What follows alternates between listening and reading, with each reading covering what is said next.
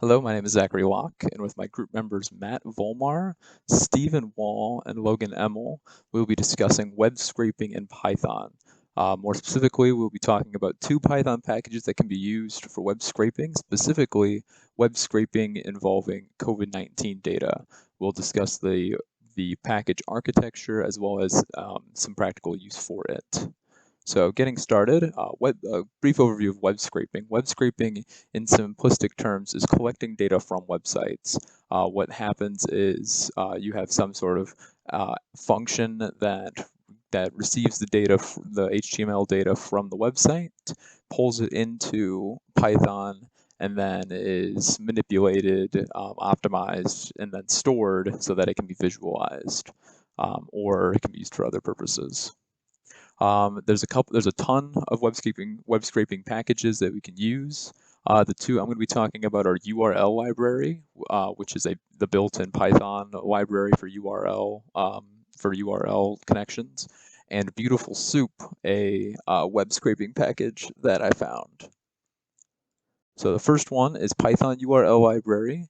It is a Python 3 package that can be used to store URLs and pull HTML data from those URLs. It's a 4-part package. It has a request library that is used to open and read HTML. It has an error library that's used for error handling. It has the parse for HTML parsing and the robot parser that's used to parse the robots.txt folder or file that's generated by HTML pages. The library that we're going to be talking about is the URL library.request. Specifically, the main method in that URL library.request.URL open. The one required parameter is the URL that you're opening. And when you run that method, what it'll do is it will attempt to make a connection to the URL you specify, and it will return an HTTP client .http response, which will either be an HTML error code or it will be the HTML data from the page. That object can be cast to a string to get the HTML data if it's a successful connection, and it'll raise some of the URL library errors on a protocol error. The way the data flow for data scraping with this library, the first thing you'll do is run that method to get the HTML data from the site that you're trying to get stuff from.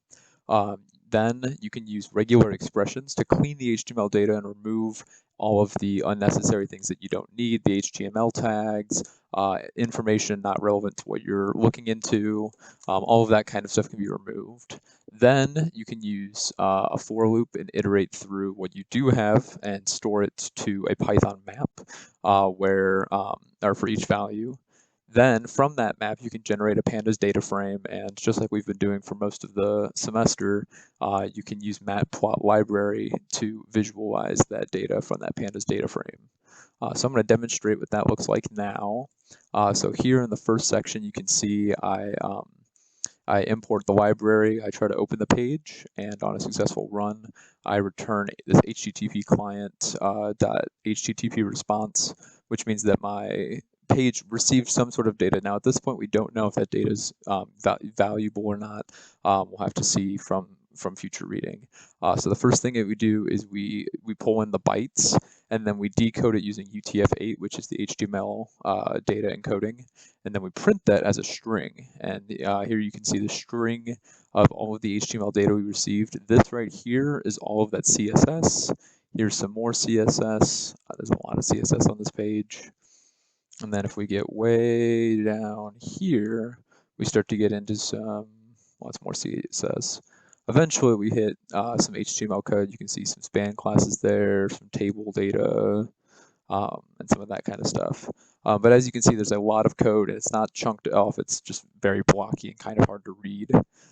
So after receiving this, what we're going to do is we're going to we're going to split based on the table class. Now, there's only one table on this page, so what we can do is we can store, we can split it and pull that table There's actually two tables on this page. The first one is when we don't need, the second one has information we do need, so we're going to pull the second one using this index value. Then we're going to keep splitting it more and more, trying to remove some of these extra things we don't need, the table head values, and then this splits it on each individual table cell. So now trim is an array of strings, and each array stores a lot of HTML tags and text, and then also stores the data that we need. So what we're going to do is we're going to create an empty map that stores dates and cases. We're going to remove the zeroth term, which is just some headers that we don't need, and then we're going to iterate through the remaining stuff. And as you can see here, we use regex, and this regex, what this does is it removes everything following a span tag, whether that's a span tag with or without the closing symbol. And then what we do is after we remove that, all that we're left with is the data for that cell. And we know that every fifth data cell is going to have a date, and then every fifth plus one cell is going to have a case. So we're going to store dates and cases like that. We'll increase our iterator every time, and then we're going to reverse the data because we want it from old to new instead of from new to old. As you can see, when this runs successfully, this doesn't return anything, but the fact that it doesn't raise any errors shows that it is working. Now we can see what we'll end up having is this data with the cases and the data with the date. What we're going to do is we're going to create a data frame from a dictionary, which is the Python name for a map, and we will now have a data frame that stores our dates along with the amount of cases we had on each of those dates. This is cumulative case count. Now what we're going to use is we're going to use the matplot library to plot this data on a line graph so we can kind of see what the curve looks like. And what this shows us is from March 2020 to March 2021, the amount of cases we had in Missouri in total. You can see there's a couple bumps. There's one there, and a couple up here. But for the most part, this follows a pretty smooth S-curve, and it appears to be reaching a sort of asymptote at around 500,000, which is a good sign in terms of nearing the end of COVID cases. But yeah, this is the plot of that URL plot library's data. Going back to a presentation, the other library I want to talk about is the beautiful soup library. It's a Python package that's based around the soup object. A soup object is an enhanced HTML object that, in addition to storing regular data, stores a parse tree of that data, which allows us to better look through the tree and pull out any specific data that we want. It uses a lot of useful functions. You can use it to index, extract, or modify by the HTML tag that's being referenced, by the text in the HTML page, or by any of like the HTML DOM values. So it's really useful for parsing HTML files. And what we'll end up doing is creating a soup object, modifying that soup object by the tags. This are similar to the way we did it previously using our regular expressions. Then we'll store that data in a map, generate the Panda data frame, and use Matplot library to visualize it.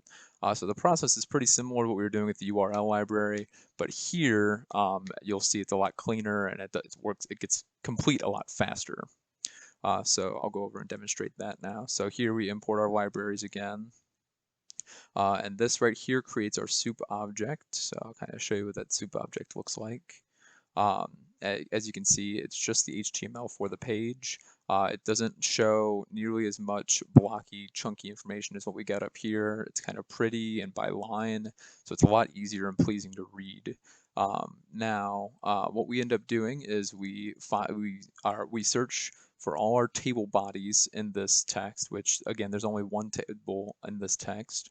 So from that, what we can do is we can clean up the text using regular expressions. We first remove table bodies, then table rows, /n values, the closing tags for cells, and then also remove everything past Missouri, because this table features a Missouri, a total for Missouri, and I don't want that for my data. So I'm going to remove Missouri and then everything past it. And what that'll leave me with is this var value, which has all of the text cleaned up a little bit. We'll reinstantiate a Python dictionary, reset our iterator, and very similar to the way we did it previously, we will loop through this data or this data set. This right here catches to the first row because again, the first row is just a blank row, but every row after that, the first term, we can add that to the list of regions, the second term to the list of vaccines that we have, and then the fourth row is the population for that region. And what that'll end up giving us is this map that has the regions listed, the vaccines, and the population. The data that I wanted to see is the percentage of people vaccinated per region. So what I ended up doing is putting a bar plot down where the x-axis is the regions and the y-axis is the vaccines divided by the population times 100. And then I added some colors to make the graph a little bit more visually appealing. And then I put a title on it, and here's what that graph looks like. And as you can see, it looks like the B region is over 50% vaccinated, and this G region is about 30% vaccinated. And these are the regions that were established by Missouri in response to COVID. So thank you guys for watching my video project, and I will see you in the next video. Bye-bye.